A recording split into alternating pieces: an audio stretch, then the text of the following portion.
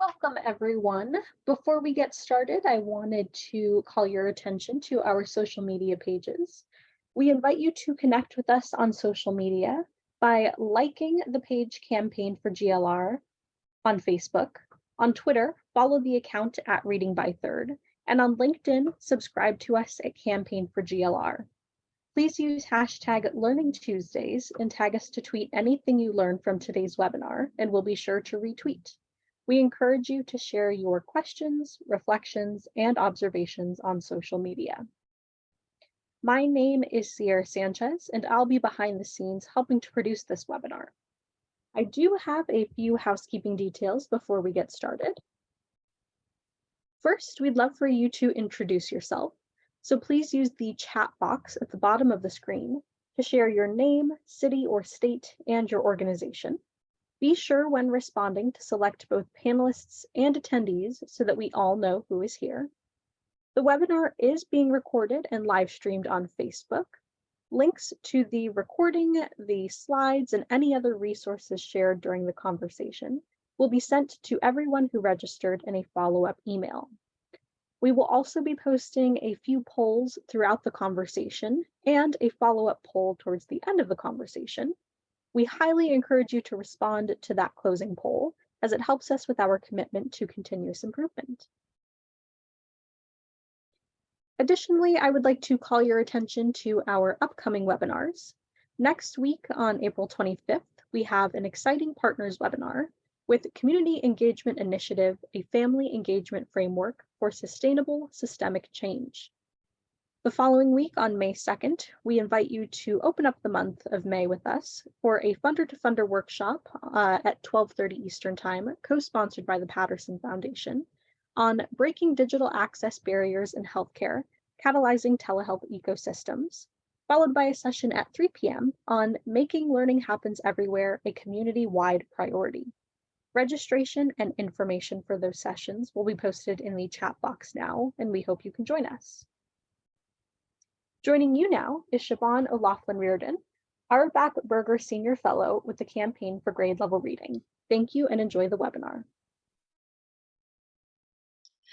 Well, good afternoon, everyone, and welcome to the first of two webinars dedicated to discussing and obtaining feedback on our initial thinking around defining an ecosystem needed to support a family-centered, community-wide commitment to highlighting, making accessible, and engaging out-of-school learning, learning-rich spaces and places. Over the past 2 years, the Campaign for Grade Level Reading has been working on building a collaborative established to fuel, inspire, and accelerate the embrace of communities as learning-rich environments. The collective, representing more than 24 private, public, and social sector organizations, has coalesced to pursue the potential and share the joy of transforming ordinary places and spaces into learning-rich environments, accessible to the children of economically challenged, fragile, and otherwise marginalized families. Where, how, and in what kind of environment this takes place and the resources needed to succeed have been meaningful conversations in helping us think through this ecosystem. The graphic on your screen begins to help us focus on what we believe are 4 key arenas that naturally help support learning-rich environment, the kind of learning-rich environment that should occur in community. If we can bring up the graphic, please. Great. In the first circle, all learning begins at home in an engaging, parent or family-centered, safe environment filled with learning-rich supports and materials, as noted in the outside loop. How we connect with families to ensure their homes are learning-rich environments with the right tools for success is critical. We identified the secondary places and spaces where families have to go regularly: laundromats, grocery stores, barbershops, family centers, restaurants, and various transportation modes in which families use. Here we believe that it is critical that each of these everyday places and spaces could and should be a learning-rich environment for children, We'll hear much about this, what is going on in several communities throughout the nation shortly. The third circle defines how cultural institutions, community amenities, libraries, and houses of worship are real opportunities in which communities could and should activate to engage with families to ensure that first, that these families are aware that these places and spaces exist, and that they also are seen as and felt as welcoming, accessible, and affordable. And finally, in the fourth circle, we think about a more structured, out of school learning and rich environment where families connect high quality programs offering high dosage tutoring, summer learning supports, and other structured learning rich opportunities. In today's conversation, we will dissect this ecosystem to see if it is hitting the right marks, responding to the right communities, and acknowledges the necessary supports and encouragement families need to ensure that their child is provided every opportunity to become strong, secure, adaptive learners. Our panel, as well as our moderator for today's session, all come with significant expertise in these areas outlined in the currently defined ecosystem. So let's meet them. Connie Beecher is an associate professor of the School of Education at Iowa State University, where she serves as an early intervention researcher and educator in emphasizing language and literacy development. Her work is centered in the context of community-based research. It involves developing, evaluating, and disseminating language and literacy programs for young children that can be implemented by or for parents, teachers, and caregivers in community settings. She oversees literacy programming for the state of Iowa and is interested in helping communities support literacy in out-of-school and informal settings. Giovanni Ford is the founder of and executive director of the Network for the Development of Children of African Descent, a family education and literacy center that was established in 1997 and based in Minneapolis, Minnesota. Over the past 40 years, Giovanni has worked in the fields of early childhood and K-12 education, specializing in program development, nonprofit management, and education policy. Giovanni has been at the forefront of progressive education in Minnesota, serving as a teacher, trainer, program director, and community organizer. His work has been recognized at national, state, and local levels. He has received numerous awards, including being named a 2012 White House Champion of Change under the Obama administration. Patty Miller is the Chief Executive Officer of Too Small to Fail at the Clinton Foundation and oversees the initiative. Prior to joining the foundation, Patty served as Vice President of Public Policy at Sesame Workshop, the nonprofit producer of Sesame Street. She promoted the workshop's mission in Washington, D.C., at the White House, Capitol Hill, and executive agencies on topics including the role of media in early childhood education and childhood obesity prevention and parental engagement in childhood learning. Jill Pereira is the Vice President for Education and Impact for the United Way of Greater Lehigh Valley. Her professional background includes working in communities across the Lehigh Valley, serving in the fields of mental health, juvenile justice, children and youth, public housing, and public education.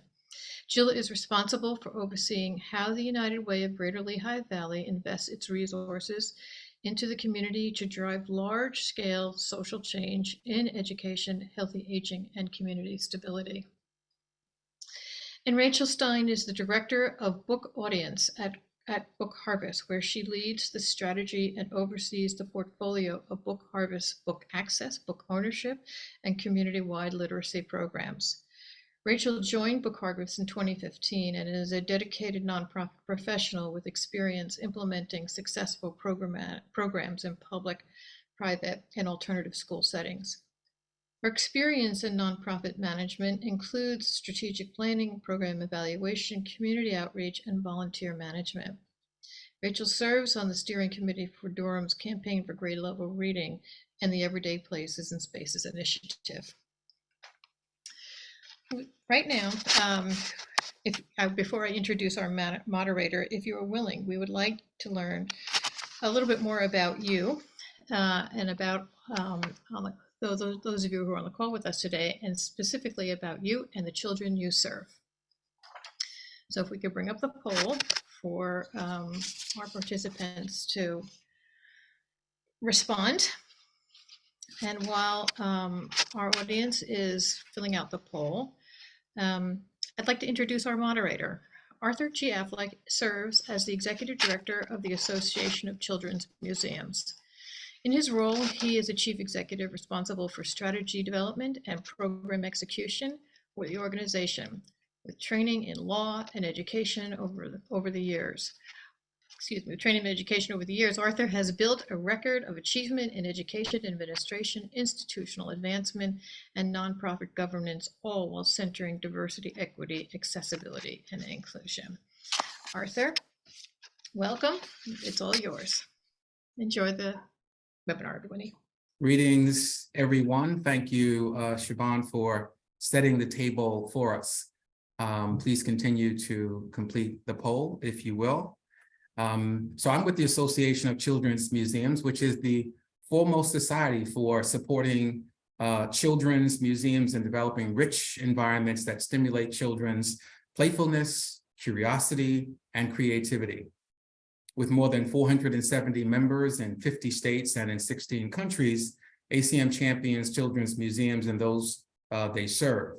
Started in 1962, ACM is celebrating its 60th anniversary, which marks 60 years of impactful service to children, families, and children's museums. As you see on the screen, our mission is all about enriching the lives of children in the US and all over the world. Our vision is a world that prioritizes the rights of all children to playful learning and a healthy, safe, and equitable future. Next slide, please. ACM and our member museums are part of the ecosystem which engages with children, parents, and other caregivers to contribute to learning exposures and experiences. It is no secret that our systems in public education, as well as in out-of-school experiences, are not now providing opportunities for all children to thrive. One of the most important things that Children's Museum do in this regard is we have kindergarten readiness experiences.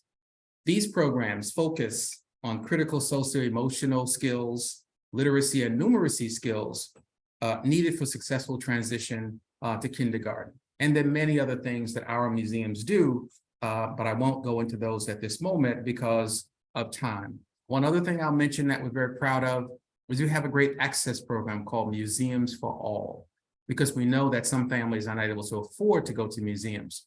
And since 2015, and we've been managing this program funded by IMLS, been managing this program since 2015. We have 1,000 museums, not just children's museums, but all museums are involved in this program. And we've had 6 million visitors to come to our museums, either for free or for reduced price. So we're proud of that work. Now, I want to turn to our distinguished presenters to hear about the innovative ways that they are embracing the development of an ecosystem that extends across many environments. I'll ask our presenters to go in order, starting with Rachel, then Patty, then Connie, then Giovanni, and they will hand it off to each other. But we'll start with Rachel Stein of Book Harvest. Rachel. Thank you, Arthur, and that's just so exciting to hear about the programming that you have implemented to increase access to children and families to museums. Good afternoon, everyone. My name is Rachel Stein, and I'm the Director of Book Abundance at Book Harvest. And I'm delighted to be here with my fellow presenters and you all to talk about this really important topic of how do we encourage learning to happen anywhere, everywhere, and all the time. So first, I'd love to just tell you a little bit about Book Harvest. Book Harvest began in 2011, and since then, we have provided 2 million children's books to children and families in North Carolina. And we are very excited about reaching that milestone. And our vision, next slide, please, is for all children to have books from birth. For every parent to have the support that they need to encourage their child's literacy and language development, and then for literacy to happen in every community. Next slide. And today we're really talking about, how do we encourage learning to happen everywhere? And one of the things I want to do is also put Book Harvest work on that ecosystem map that Siobhan showed earlier. So the first two circles are home and then everyday places and spaces. And Book Harvest has a large portfolio with several programs that really touch both of those circles. But today I'm going to focus on programs that really support creating a learning-rich environment at home. So when we talk about home, the first thing we have to realize is learning begins from birth. This doesn't start at pre-K, this doesn't start at kindergarten, but this starts the moment that a baby comes home from the hospital. So Book Harvest is really working to build that early literacy system of care beginning at birth. And I'm going to tell you about 3 programs in this early literacy system of care. Our first is our Books from Birth program. This is a program that provides a starter home library of 10 brand new board books to children and families. And I have one here to show you. So it comes in this box. And here's a sample of some of the books that are provided. These are age appropriate for newborns, as well as the most adorable onesie that really identifies the baby as a book baby. And we know how important developing a child's reading identity is, and we want to begin that at birth. So with this program, we partner with health systems and medical clinics to provide these starter home libraries at the newborn nursery or at the 2-month or 4-month-old child visit. Our second program is our Book Babies program. This is a program that is a partnership with parents that spans 5 years, beginning at birth all the way until a child goes to kindergarten. And during this program, there's 3 main components: home visiting, quarterly home visits, book provision, building a home library of over 100 brand new books, and transition support to pre-K and to kindergarten. The third program in this early literacy system of care is our Books on Break program. And our Books on Break program begins when a child is in pre-K and formal schooling, and then from kindergarten through 5th grade. During Books on Break, children go to their media center or a place at their school. They have a string backpack, and they have access to a whole bunch of brand new high interest books. Books like Dog Man, Queen of Kindergarten, books that they are excited to select and to read. And during this program, it's really the child who is leading this process and choosing these books that they can take home to read over the summer and keep forever, really creating that rich home library at home.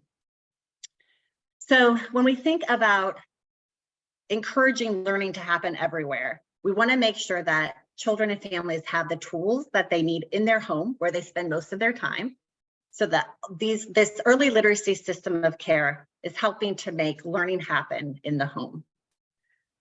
There's other programs that Book Harvest has, and also our research and our evidence and our evaluation for these programs you can find on our website. And I know that there are also some links in the chat, so please feel free to check out more information about our organization.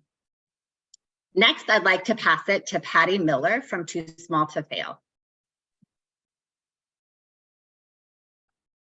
Thank you so much, Rachel. Really appreciate it.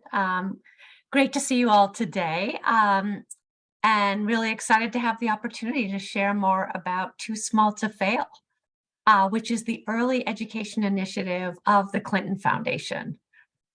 Too Small to Fail launched 10 years ago. I can't believe we're coming up on our 10th anniversary this summer, which doesn't seem possible to me. But really to think about surrounding families with early literacy and language opportunities wherever they went. The program was actually started by Secretary Clinton, and she was just really struck by all the research we were learning, the whole decade of brain research, where we knew so much more about how the brain was built and how important those first 5 years, and particularly those first 3 years were.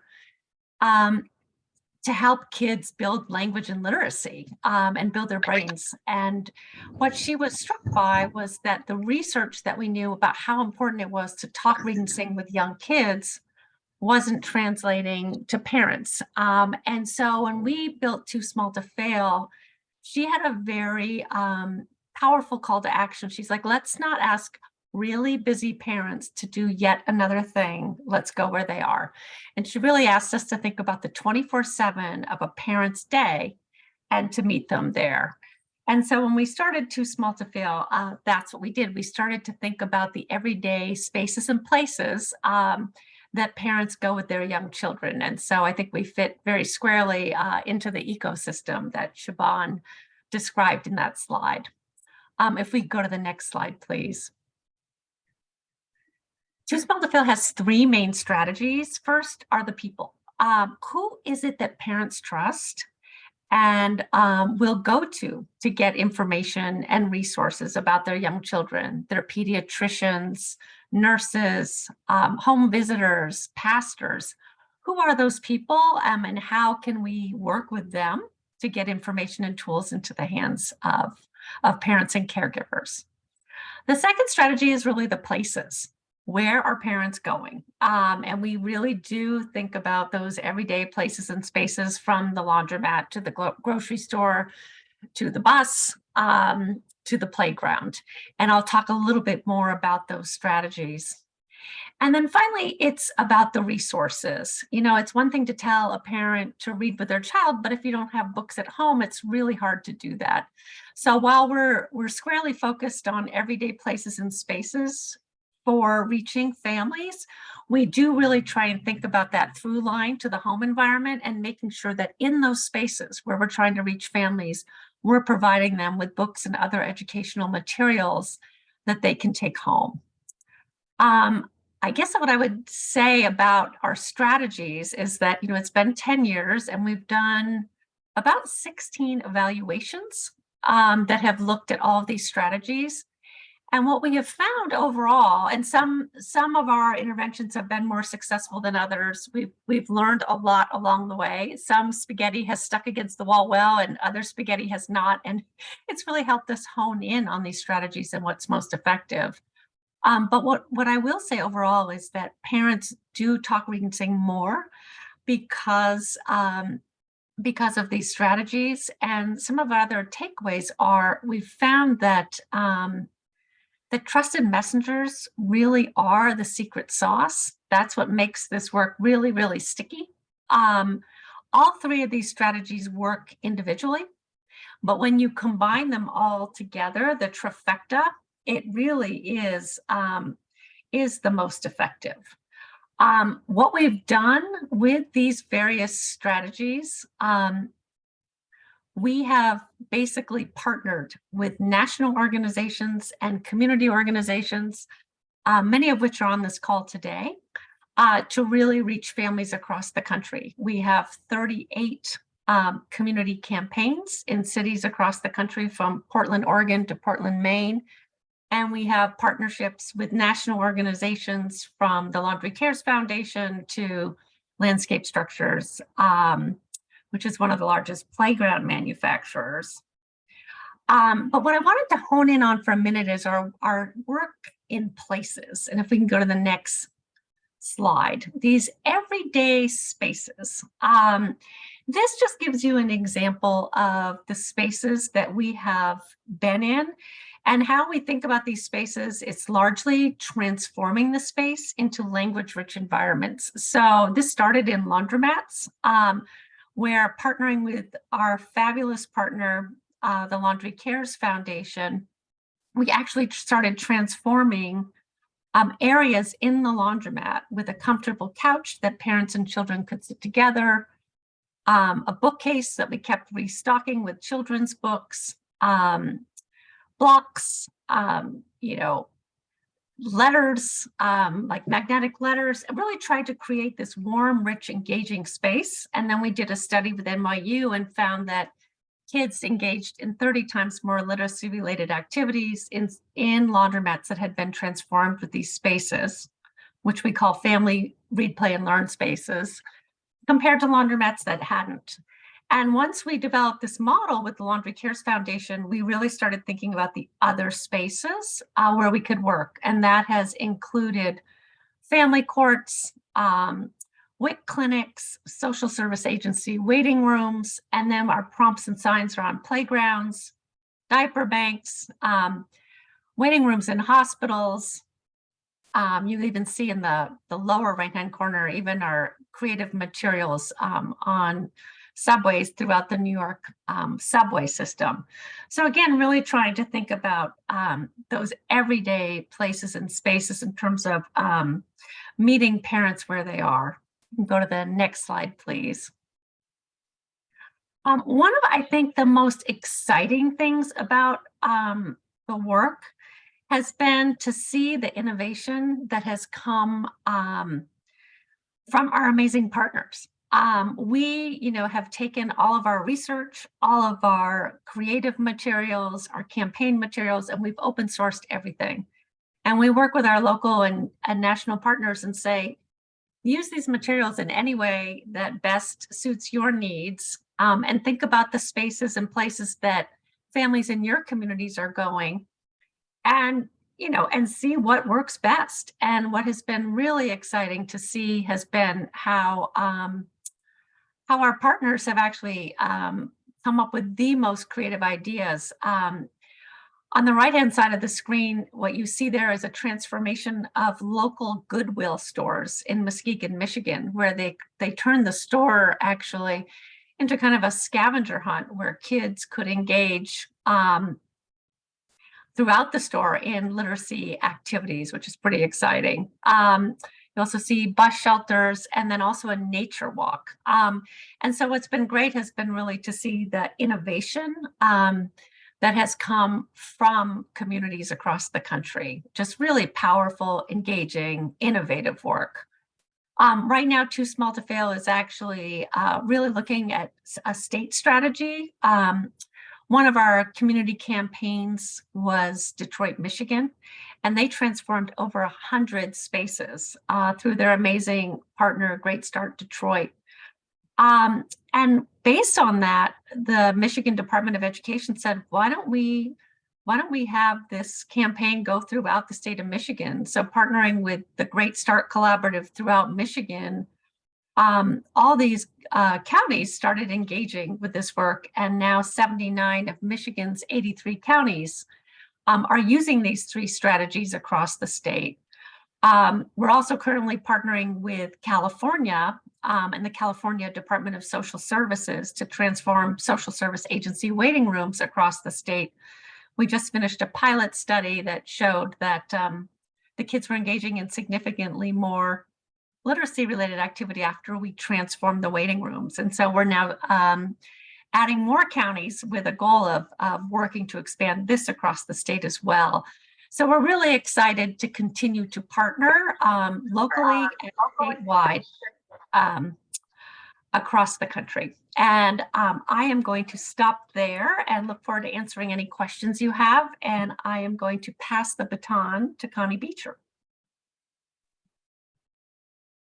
Thank you, Patty. Good afternoon, everyone. Connie Beecher at Iowa State University. So I'm a part of a group that's called Extension and Outreach through Iowa State University. We are a land grant institution. And so what that means is we have a mission of taking the research from the university and translating it into action in the community.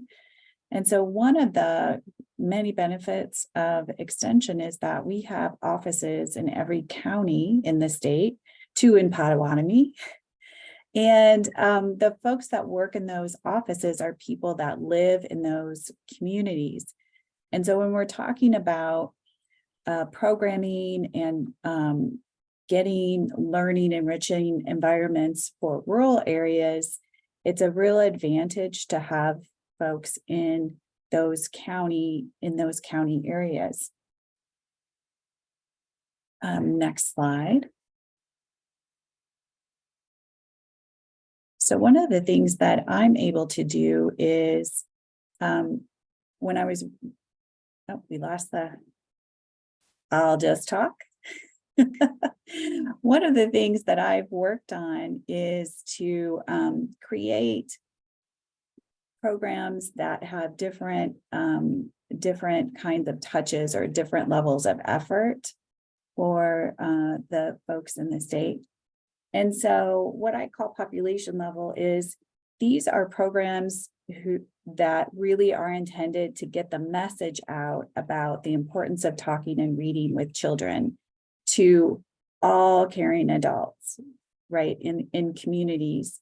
And when we're in rural communities, we have less, there are less restaurants, there aren't necessarily museums to go to. So we get creative about who we partner with. So these are some examples of programs that we've done. Story Walk, that's not something I invented, but what I helped people do is create materials that could be in gardens. We have a lot of agriculture. And so when we're thinking about partnering with gardens that do giving to food pantries, and then also having reading materials in those. We created a program called Read Across Iowa, where I really wanted to connect with agriculture because agriculture is such a big part of our state. It's a big part of our economy, and it's something that a lot of people can relate to.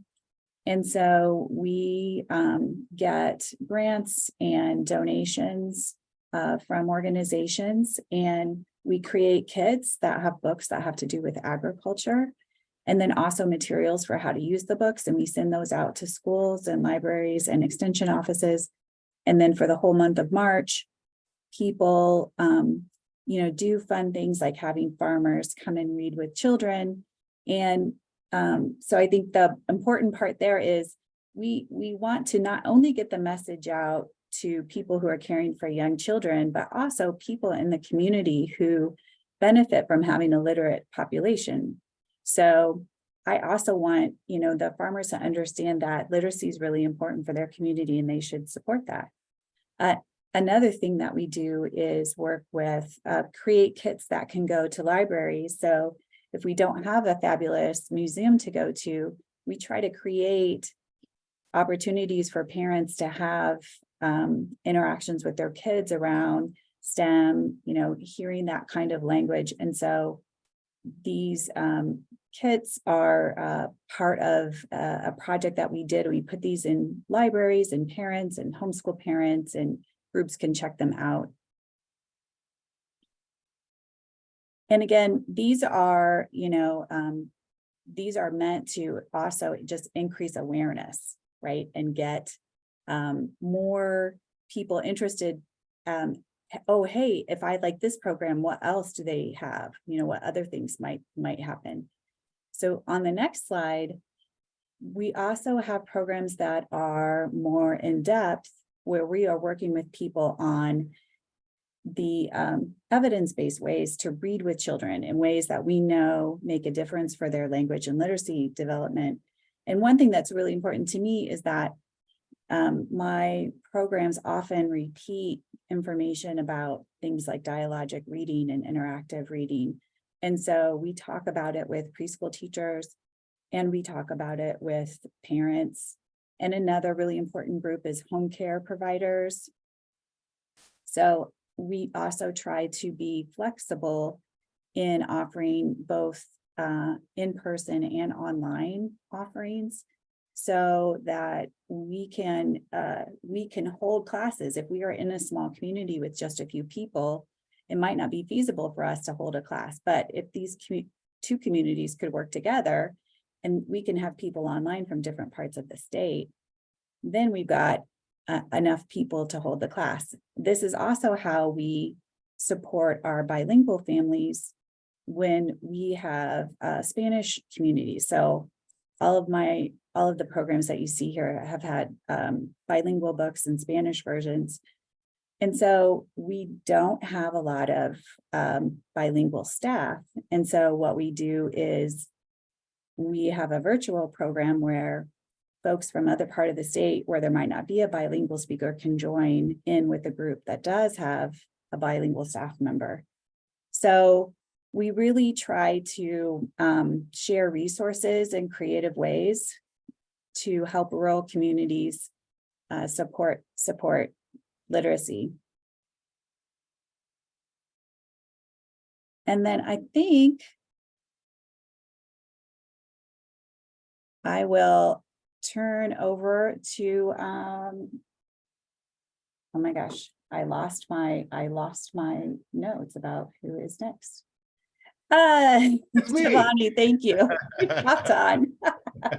Well, thank you, Connie. And I just want to say what a honor and privilege it is to be a part of this very, very important conversation about improving reading and engaging our children and families in their own education process. My name is Brother Giovanni Ford. I'm the founder and executive director of Network for the Development of Children of African Descent. We are a family education and literacy center based in the Twin Cities of Minneapolis, St. Paul, Minnesota. Our work began 25 years ago, where we came together as a community and really asked ourselves the question of what do we have within our African and African-American community that exists to support our children's education, their social and cultural development.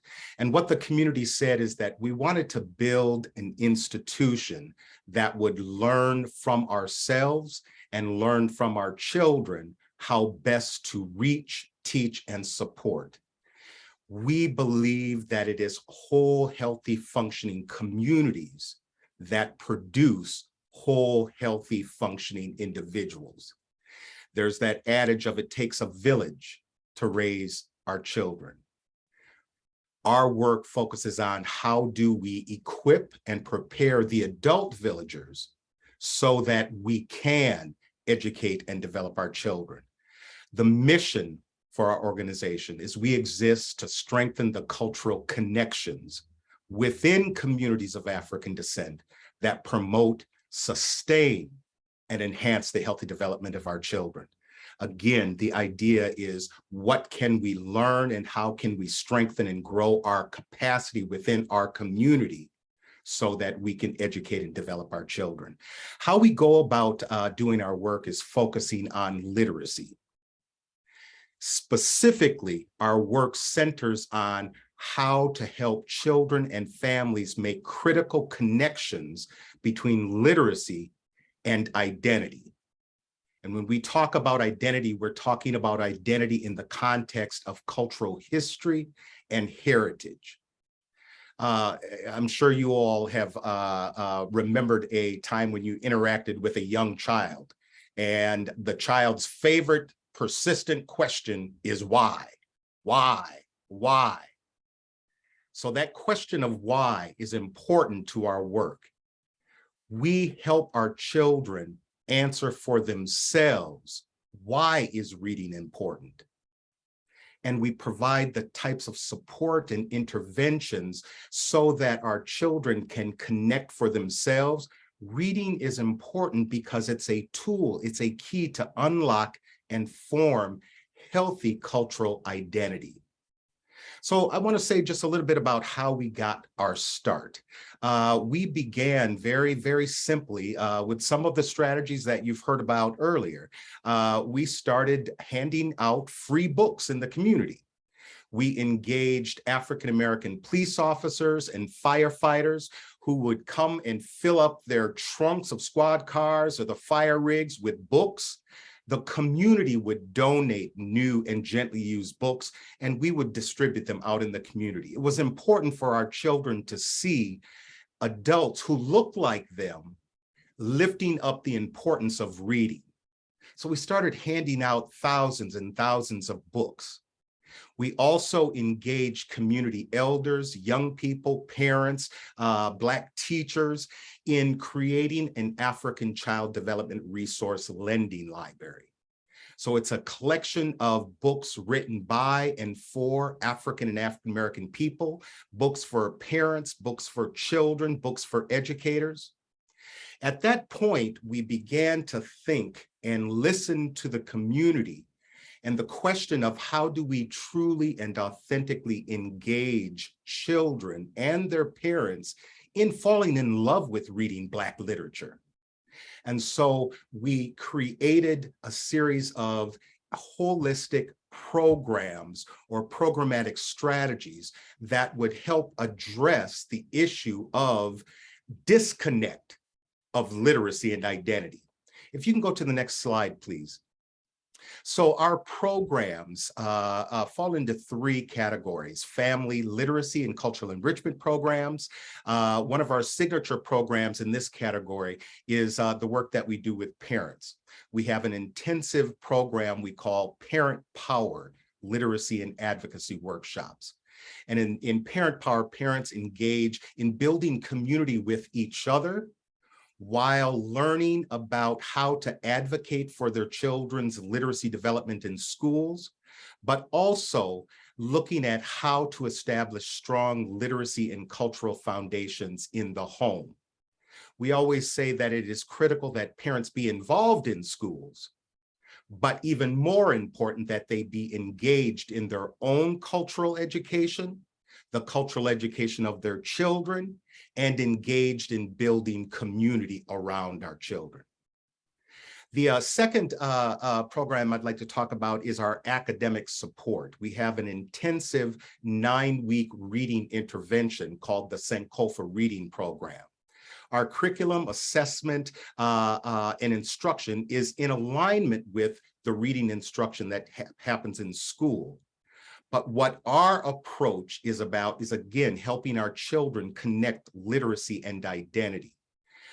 Over the course of our 9-week Sankofa reading program, our children's confidence in their reading ability, their learning ability begins to skyrocket. We always say when that light gets turned on and the language shifts from I can't to I can, then the children begin to take charge of their own reading and learning trajectory. Our Sankofa reading program is complemented by the Parent Power program.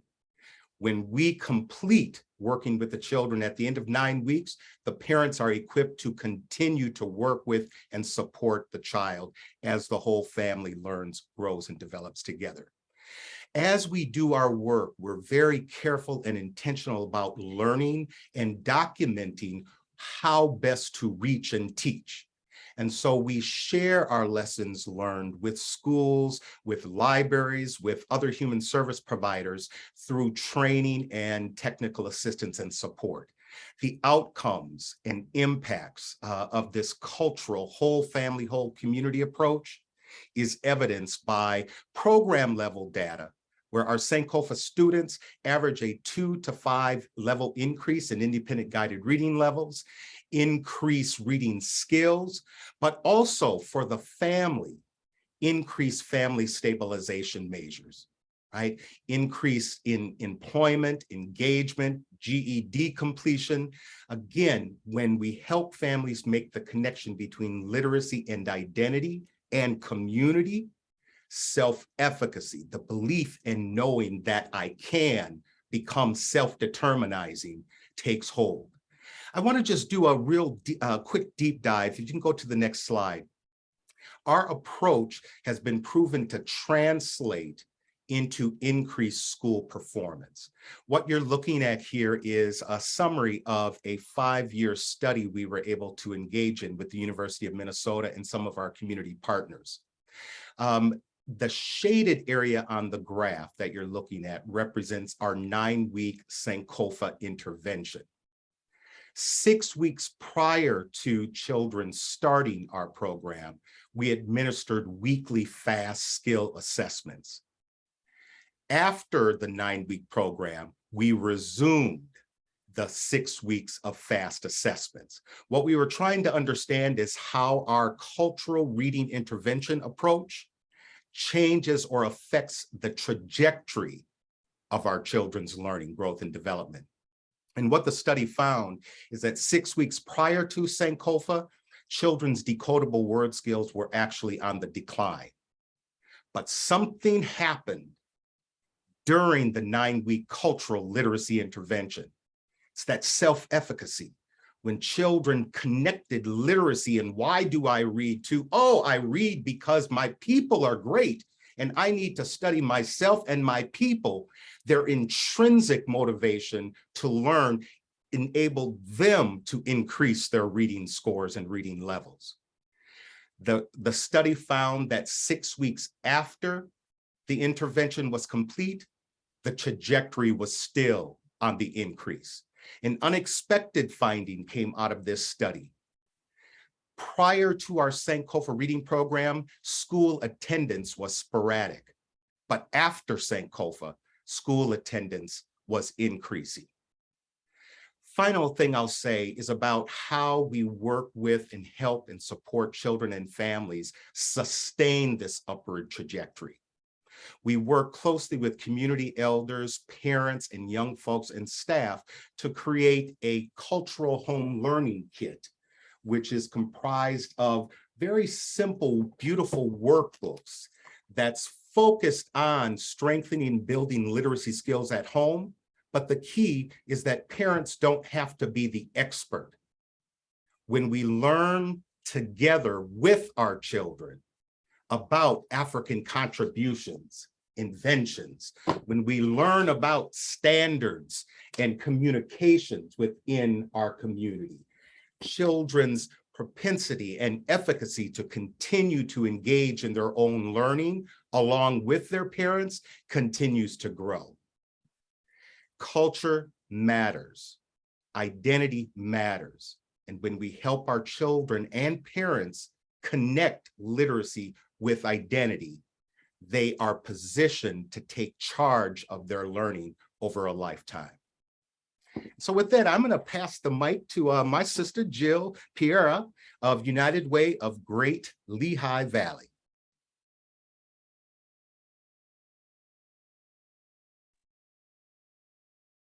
Great, thank you. I am not sure at all how I drew the straw to follow Giovanni forward, but that was fantastic. And I felt like saying amen multiple times throughout the presentation. So thank you, Giovanni, not just for the presentation, but for the work and the way that you do it. I am proud to serve as the Vice President of Education and Impact with United Way of the Greater Lehigh Valley here in Northeastern Pennsylvania. I'm also a co-lead for our Lehigh Valley Reads campaign, which is a partnership powered by our United Way and our local PBS 39 station. Our mission really for the work that we're doing in this space is to ensure that all of our students across our region, our 3-county footprint, 22 school districts, that all of our kiddos have what they need in order to be able to read successfully by the end of 2030. And by the end of 3rd grade by 2030. And that really builds on United Way's goal of ensuring that all of our kiddos are ready to learn and successful in school so that they graduate ready for life, career, and or college.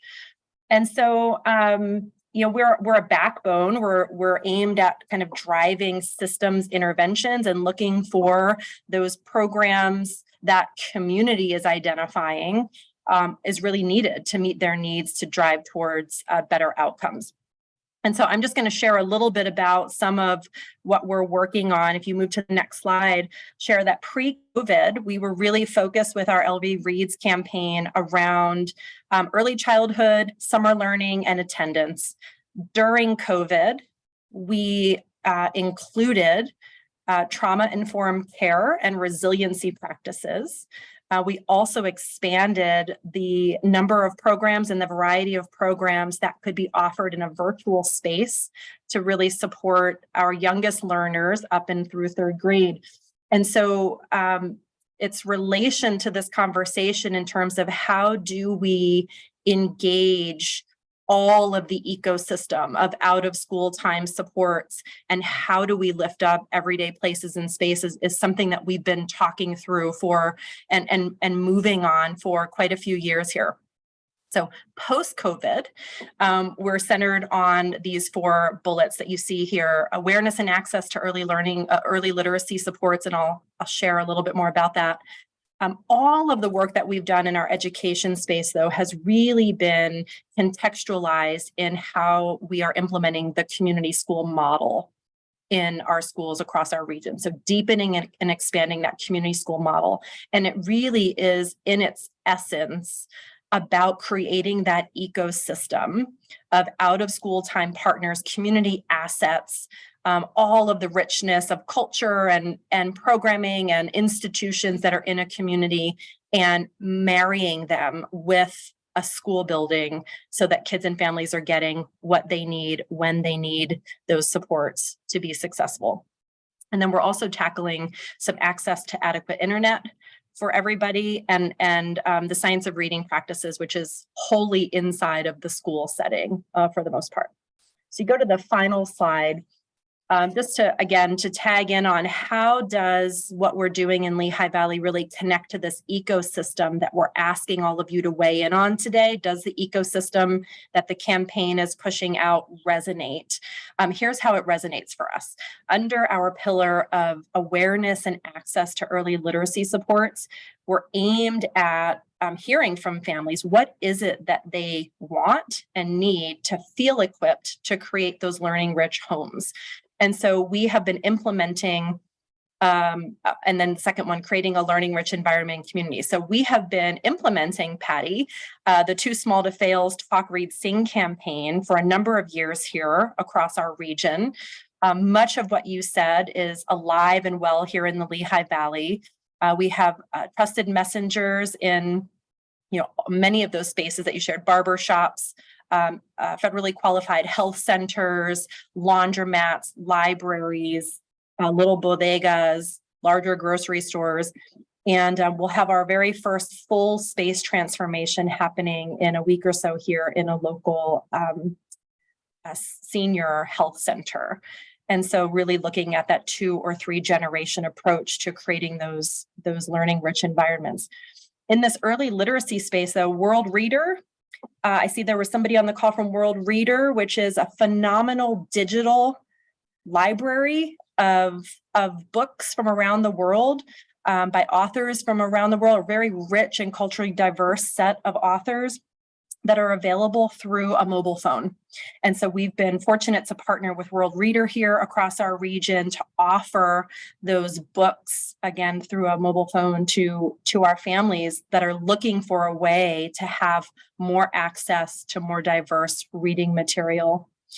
We've also created some of our own diverse home libraries. And so, Rachel, I'll be really curious to look more into Book Harvest and see how it might help us sustain some of what we've been able to do here as we're equipping our families and creating learning rich environments. So lots of work in that space. And again, that ecosystem mentality around how do we support early literacy, really, really important as we build the bridge, particularly into the K-12 system. Deepening and expanding our United Way community schools, we're looking to activate and make accessible everything that exists in community that families and children might want or need in order to be successful. And so connecting in with our parks and rec departments, with our health bureaus, with our health systems, with our higher ed partners. Community schools are allowing us to bring in professional volunteers from our corporate community. Some of our young people just have never had exposure to what a formal professional career might look like. And so through our community school work, we're able to connect and motivate and inspire folks through those connections. And then a whole host of before, during, and after school programming, again, through these community schools that are helping to really bridge and connect this idea of an ecosystem and making all of our assets in our community really valuable for our young people to grow and thrive. So a little snapshot there of what we're doing here in the Lehigh Valley, and excited for the conversation to follow. I'm not sure who I'm turning it over to. I'm going to take it from here. Okay, perfect. Thank you. Thank you so much, Jill, and thank you so much to all of our presenters. As Jill said, after Brother Giovanni Ford, you want to say amen. After all of these presentations, I want to say amen, amen, and amen. Thank you so much rich information. We do now want to move to, we have a second poll we'd like to do before we get to the discussion section with the panelists. So if we could put the poll up, that would be great. If you would take the time to do this poll, we'll give you, a few seconds for each question. You may have to scroll down to get to the next question, but we'll give you a moment to do this. And then we'll move to the discussion section, and we'll ask our panelists to also react to the poll responses, which we'll get immediately. So let's just take a moment to do that.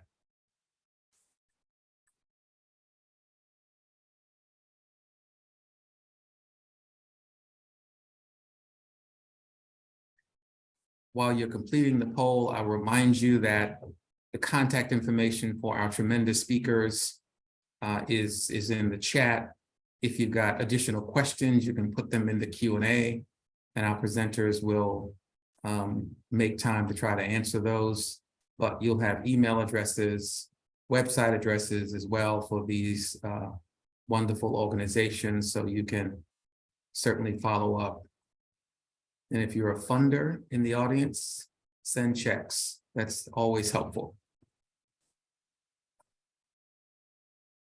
All right, is this poll almost done? You want to give them a little more time, or? So let's see if we have the poll results. Panelists, take a look at the poll results. For each question, number one, it looks like more no's than yeses with regard to, do you have any of the everyday destinations that parents and children tend to visit in your communities, which help children learn? So we have work to do. 29% said no.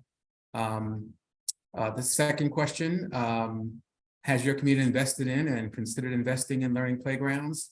It's a close question. A few more yes.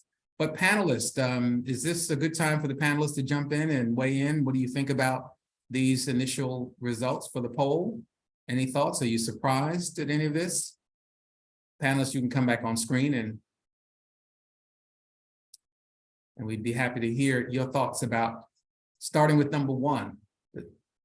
What surprises you about these results, and what does it suggest for our organizations? Anyone, just jump in.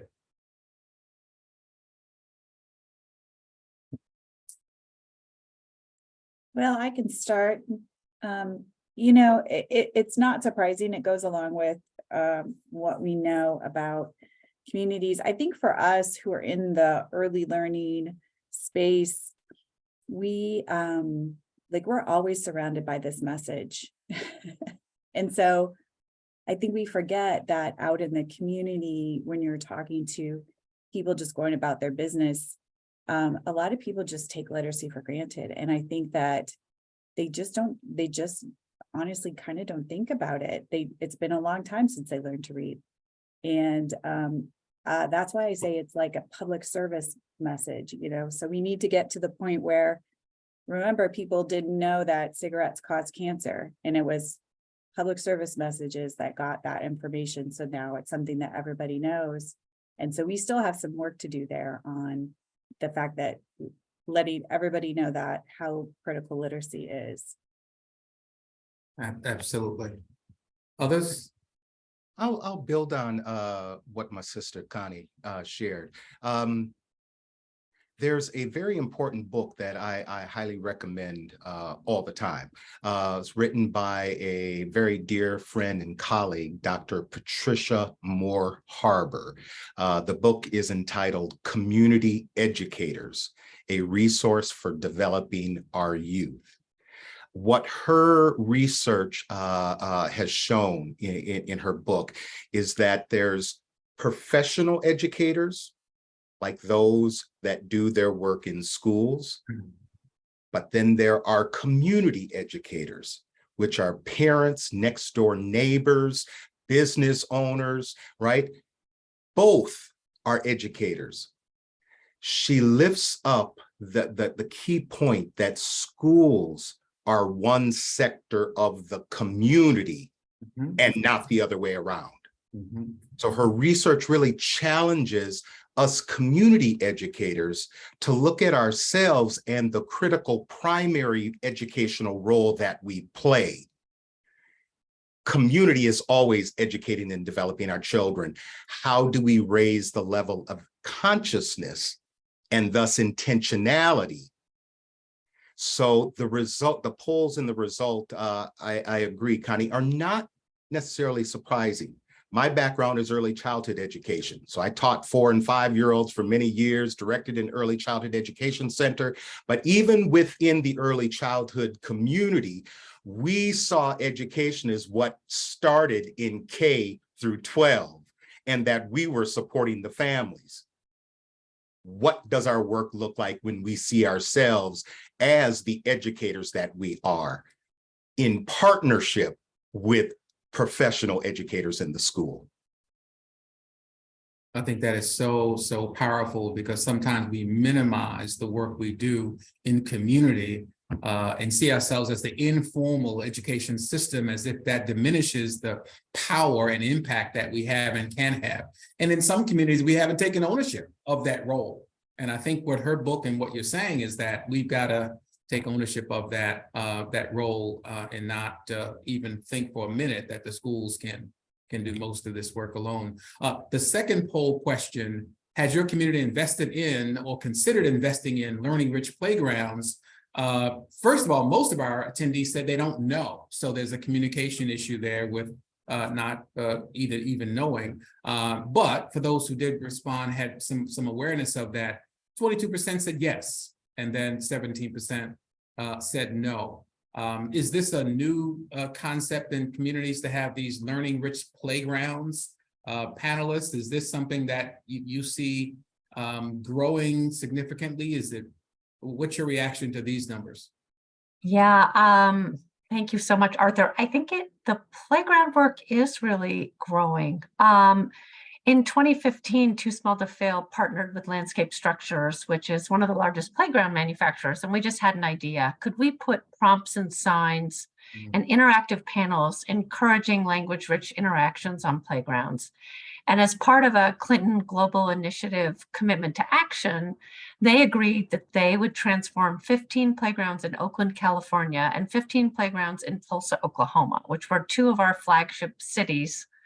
We now have 38 communities. Those were the first two campaigns. And what they found, they did that, and they used our creative materials on playgrounds, and they took what they had done and they put it in their guidebook for sales reps. And the sales reps went out and they found there was such a huge demand from Head Start centers, from Parks and Rec for these playgrounds. And now there are 1,100 of these playgrounds across the country, just in the last 7 or 8 years.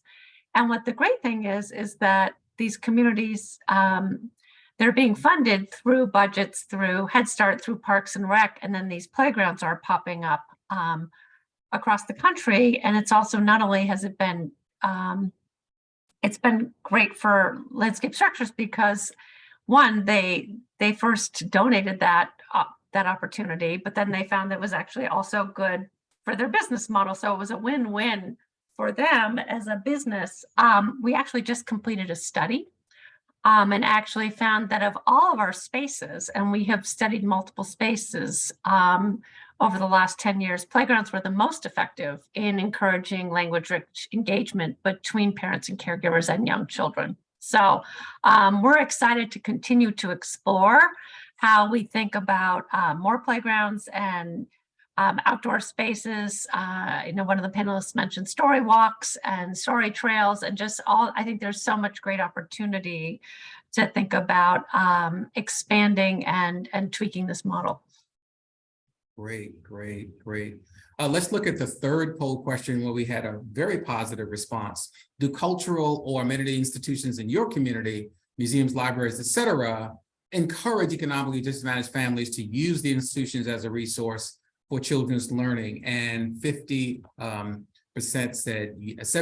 said yes. So that is great that there is that feeling. One question I would have, thinking about equity, is do we assess the impact of those families coming into the institutions to know that the institutions are welcoming and that there's a sense of belonging? And so that the experience they're having is a positive one, so that they might return. Just a rhetorical question, Don't have to answer that at this moment, but that's something we have to think about. If we have economically challenged families coming in, sometimes there are issues of welcoming. Any comments or responses to number 3 from the panelists? Any thoughts? Yeah, thanks, Arthur. I actually stumbled a little bit on this question when I first read it, but hearing the data, I mean, I think there's probably some follow-up to do on encouraging folks to attend and actually knowing that there's already a gap there from what we experience in our community. Lots of organizations intend to encourage particular populations to enter their facilities. And we continue to hear in community, but we don't feel welcome, so we don't go. I do think we have more work to do in that space. I think in addition to that, the schedules of institutions is a big part of that.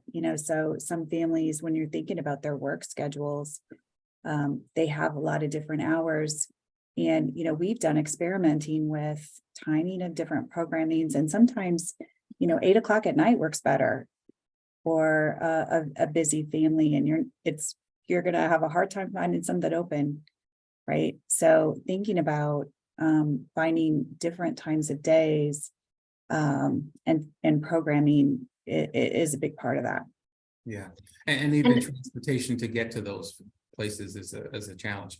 Someone else is about to say something. Jump in. I was just going to add, I think we talked a little bit earlier about this, that it offers us an opportunity to remain curious, to continue to ask parents, is this the time? Do you feel comfortable? And to use that feedback to make it better. So I think it gives us that opportunity to really listen and learn from parents. Absolutely.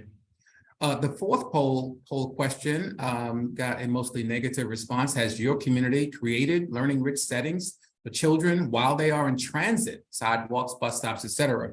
That looks like an opportunity. What do you think about that? What's happening with sidewalks and bus stops and rail stations? Anyone speak to that? We've done a lot of work with the the state of New York. They have done a big media campaign across the state, and one of their key strategies was buses and the New York subway system, where they translated the messaging, the talk, read, sing messaging into 17 different languages. And they received very positive, they didn't do an official study, but very positive feedback from families, because you're commuting for a really long time and there you are, and there's the message. And so similarly in Tulsa, Oklahoma, they put messaging on all of their buses. This was the George Kaiser Family Foundation, with talk, read, sing messages for families when they were engaged on the bus. And I think it's, it is wait time, it's downtime. And I know Kathy Hirsch-Pasek has done a lot of work on bus stops, which I think is also just so smart, and just a really strategic way to be engaging families. Yes, Arthur, I'm going to jump in, even though I'm not please. a panelist, but sure have been involved in this work here in Philadelphia. But the city of Philadelphia, within the city of Philadelphia, there's a tremendous amount of work that's being done. The SEPTA, which is the regional rail, did a lot of work on their buses and the trains and in the bus stops. And train stations on building early literacy skill sets and the read, talk, sing, play with your child. And those were important. It was an important campaign to do. And again, Kaboom, who was a partner within the Everyday Places and Spaces, does a lot of work in Philadelphia, and that's the signage and the sidewalk play spaces, all of that. So Philly's done a lot of work, as has Milwaukee. And Patty, I know that you've done a lot of work in Milwaukee as well. That is Milwaukee, yes, with Dia Wright and all of the early childhood development work that's being done there. So It's happening. Thank you for that input. There are a number of questions in the Q&A. I want to get to a couple of those, if you don't mind. One of those questions is, how do you inspire families in urban communities who don't understand or subscribe to legacy trauma, far less have the ability to unpack that trauma, to reinforce their role as the primary place and hopeful space to launch the joy, cultural pride, self-branding, and SEL alignment to promote reading. I think that's for brother Giovanni Ford. Well, there was a lot in that in that question. What I'll share is a couple of lessons that we've learned from children and families. One is that there's a root issue that has to be addressed for children and parents or family members alike. We've come to understand there's a distinction between the condition that families find themselves in, which include traumas and housing and, all the disparity literature. There's a distinction between the conditions and the root issue. We have learned that there are 4 root issues that our work attempts to address. One is countering self-doubt. The second is deconstructing prevailing myths about Black folk. The third is fighting the paradigm of individualism. This isolate, when we're dealing with traumas, when we're dealing with life, right? The construct of our society is to isolate because it's about the individual. So we've got to fight against that. The fourth is embracing and acknowledging the role of the whole community. Sure. What we have found is that as we are studying how we're impacting those root issues, then parents and children become more self-determinizing to address and get the resources that they need in order to address those conditional factors. Now, we understand that policy is often centered on addressing or changing problems, but they're actually conditional factors, right? And so when we invest in problems, what we tend to have more of is more of the problem. And so trauma and conditional is very real because that's day-to-day life. But helping people help themselves is not invested in at the level that it should be. Yes. Want to talk about money for a second. No money, no mission, right? Somebody put in the Q&A, where does Brother Ford get his funding for that amazing program? So you may want to answer that in the Q&A if you want to. But there is another question that says, from a person online, it says, I'm a parent leader in the city of Sunrise, Florida, and just wanted to mention that there is already an amount of money allocated to local governments and city budgets toward parks and recreation centers to encourage what we're talking about. How many of you have accessed some city or state, but city local funding to do work in parks and recreation centers? Anyone, any of our panelists?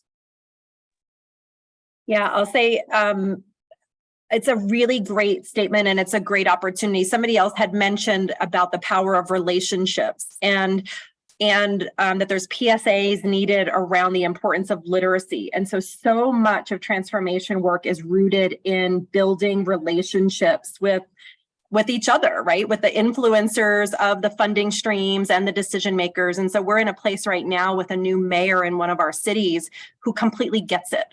He understands early childhood. He's excited about the prospect. And so they are eager to go on a journey with us around how to capitalize on the synergy with their Parks and Rec department, with their home visiting through the city's health bureau, and tap into some of the funding that they have in hand right now. So we're excited to do more in that regard.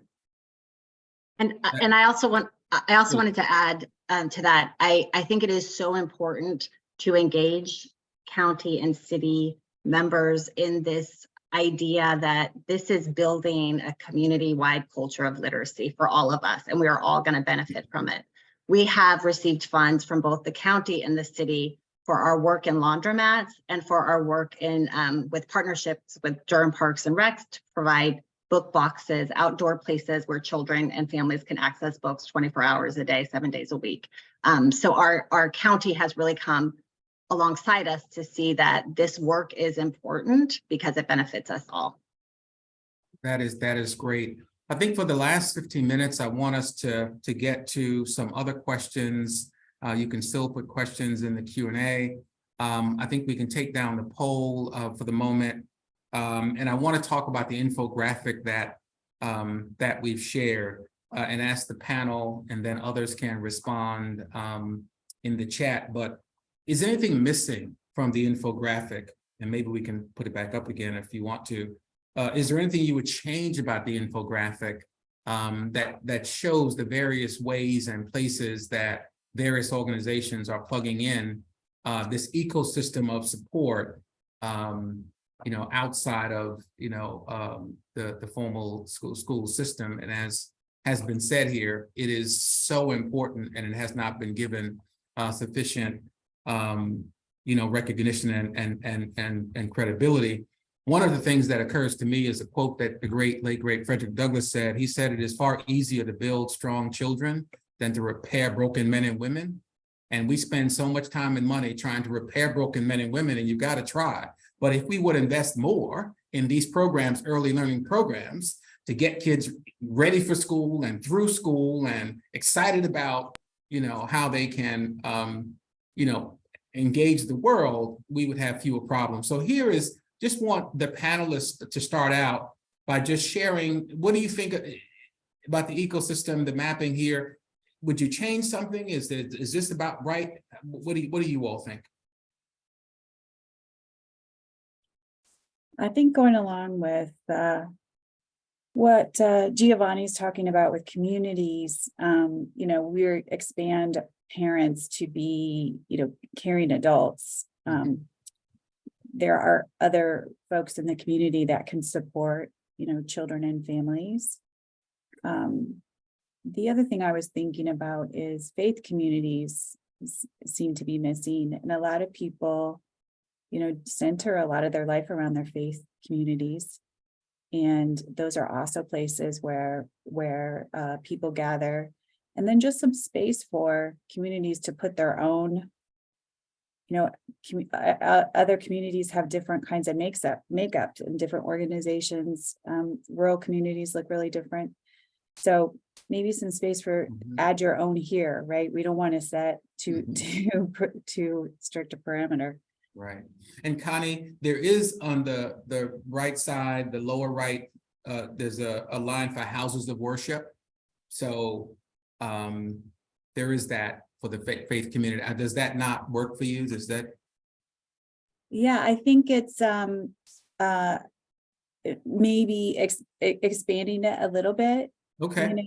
In terms of there are places that people get together, maybe that are not a formal organization. Sure. Other thoughts about the ecosystem and the mapping, that how we could strengthen this. And again, please, those in the audience, we would love to have you continue to put things into the chat. I think this ecosystem is fantastic. So kudos to the team that put this together.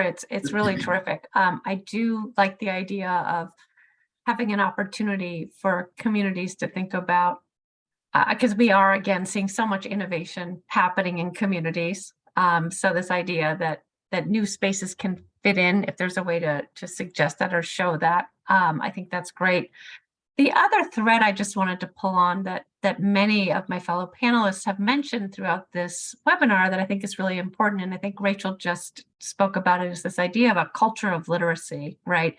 And how we create a culture of literacy in a community. And one way I think, and I don't know if it fits here or not, but I'm just going to throw it out here, is this idea of shifting cultural norms in the media about what it means to be advocates around early literacy. That I do feel like we all, for good or for bad, media is a teacher, and we can use it to teach what we want it to teach. But this idea of, we've experimented with messages in popular television shows around the importance of talking, reading, and singing with your young children.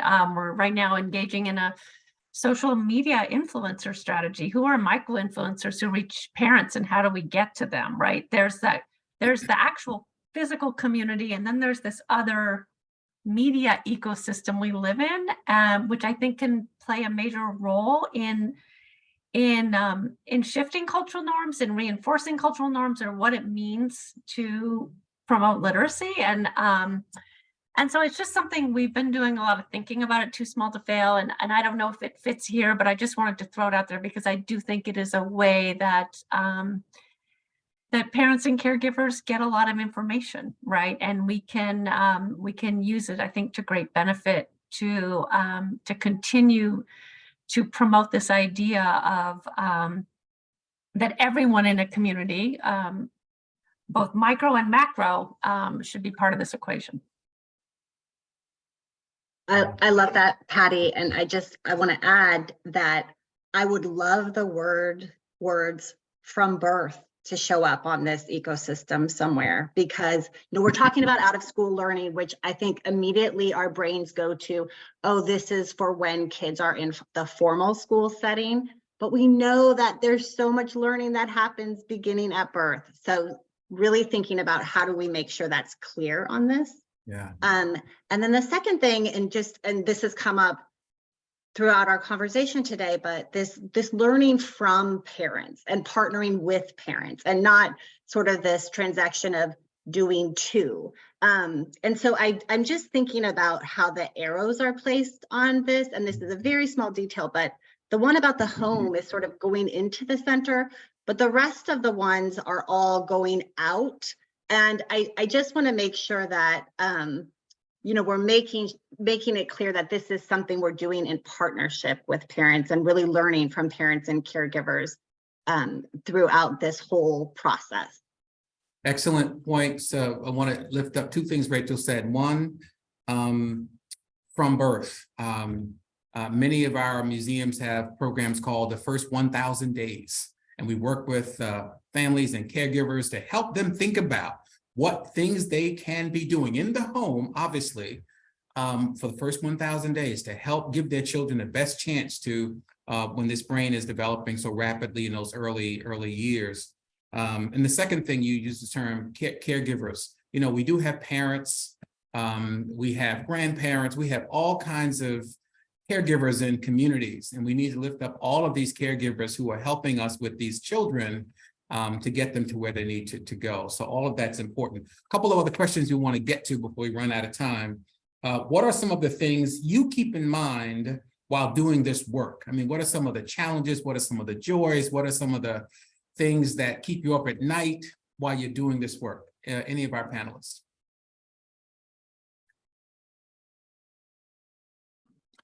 Before you go, we just put up another webinar poll so that you can evaluate the webinar while we're in our last, I guess, 7 or 8 minutes. Please, I'm sorry, go ahead. Despite the challenges of what we're really talking about is systems change work, right? Lifting up and elevating the role of community, that's systems change work. But despite the challenges that come with that, the stories of children and families it's what me and my staff, it gets us up in the morning and keeps us in the fight and in the struggle. Real quickly, there was a couple weeks ago, we had a graduation of one of our Sankofa cohorts, and first grader, she went up like 4 or 5 independent guided reading levels, but her older sisters, one of which is 17, both of them came through our Sankofa reading program when they were in 1st and 2nd grade. The mom and dad both went through parent power, but something happened in that age gap with the children where the parents began to doubt themselves because they kept hearing messages from the school that there's something wrong with your child. And it was the older daughters who told mom and dad, well, why don't you send her to Sankofa? It worked for us. Maybe it'll work for her. Love it. And so it's those stories of families like really taking charge of their own learning and their own stories that keeps us in the struggle and in the fight. That is great. Siobhan, I know you're supposed to come on in the last 5 minutes. Are you ready, or can we just chat a little bit more? Just help me understand where we are. How's Nope, that? you can keep going. Okay, all right. I'm gonna give you 3 more minutes and then I'm gonna cut in, okay? Oh, please do. Okay, great. So others, as you think about this work, what are some of the challenges? What are some of the joys? Others, just jump in. Panelists.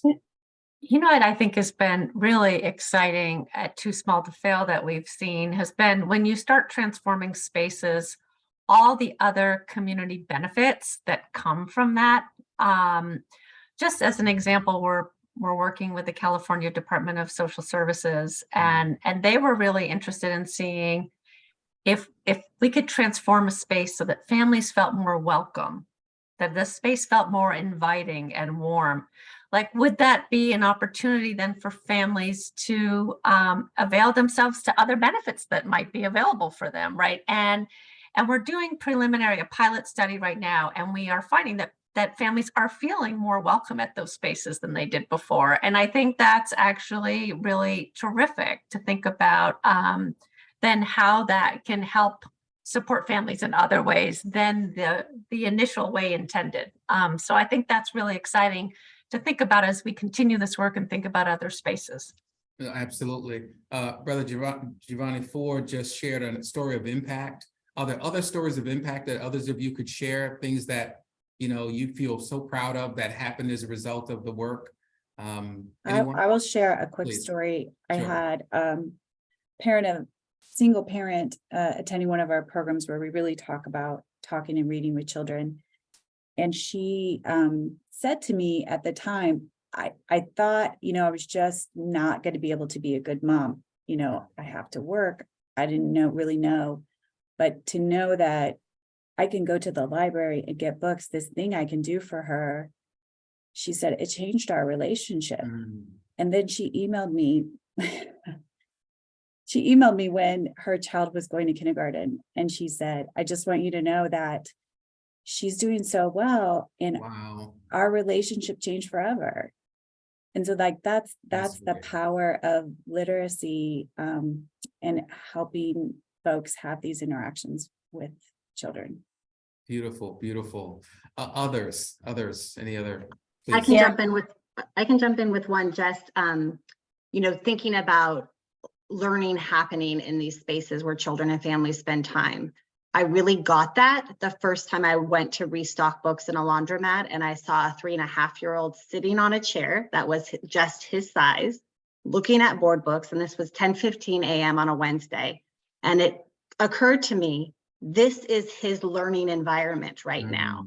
And because there are books here, because there are puppets, because there are letters, he is surrounded by all of these opportunities to build his brain. And his mom was right there, and he kept taking the books over to her. And I just thought, this is what is possible in this space. And I think one of the challenges of doing this work, and Giovanni is totally right, it's systems work. Sometimes we think too small, and we need to think bigger, because this can really change outcomes for our children if we really do this work well. Yeah, Siobhan, you want to jump in? It's almost. Hate ending the discussion. Arthur, great. thank you so much. You did a brilliant job as moderator. Thank you so much. And thank you to Connie, Giovanni, Patty, Jill, and Rachel. You all were wonderful and have brought a lot to the conversation we'll continue to have around developing this ecosystem. So for everybody who's still with us, please join us and let your networks know that we'll have the second of these 2 conversations on May 2nd, again from 3 to 4:30. It's entitled Leaning into Community-Wide Learning, What It Takes and Where It's Happening. This is actually going to sort of go to the second step, and we'll take a look at the cities and the whole communities that are investing in how learning happens anywhere and everywhere. And so we look forward to seeing you again on May 2nd, but also up on the screen, as you'll see our other GLR webinars on our Learning Tuesdays. Okay, and in the meantime, so thank you, everybody. This has been a great conversation, a great launch to our conversation around the ecosystems, and it's been fabulous having you all. Thanks for joining us.